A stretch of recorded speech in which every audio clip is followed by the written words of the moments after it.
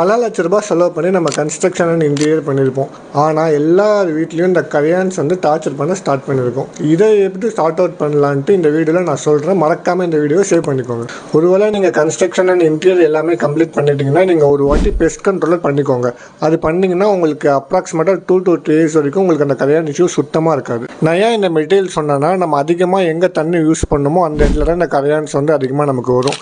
So கிச்சனில் வந்து BWP use பண்ணிங்கன்னா உங்களுக்கு அந்த இடத்துல இன்னும் எஃபெக்டிவாக இருக்கும். நான் ஏன் இதை சொன்னேன்னா, BWPனா பாய்லிங் வாட்டர் ப்ரூஃப். ஸோ நம்ம அந்த இடத்துல தண்ணி படும் போது நமக்கு இன்னும் கொஞ்சம் எஃபெக்டிவாக இருக்கும் அந்த மெட்டீரியல் யூஸ் பண்ணிங்கன்னா. BWRனா பாய்லிங் வாட்டர் ரெசிஸ்டன்ஸ். இது வந்து நீங்கள் கபோர்ட்ஸ்க்கு, லாஃப்ட்டுக்கு, இந்த இடத்துக்குலாம் யூஸ் பண்ணிங்கன்னா இன்னும் கொஞ்சம் எஃபெக்டிவாக இருக்கும்.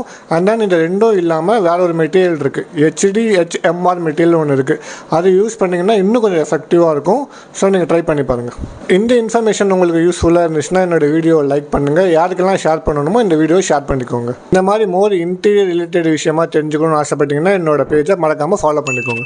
உங்கள் வீட்டில் இந்த மாதிரி கரையான் இஷ்யூஸ் இல்லாமல், மெட்டீரியல் காம்ப்ரமைஸ் இல்லாமல், முக்கியமாக காஸ்ட் எஃபெக்டிவாக பண்ணணும்னு ஆசைப்பட்டீங்கன்னா ஸ்க்ரீனில் இருக்கிற நம்பரை மறக்காமல் கால் பண்ணுங்கள்.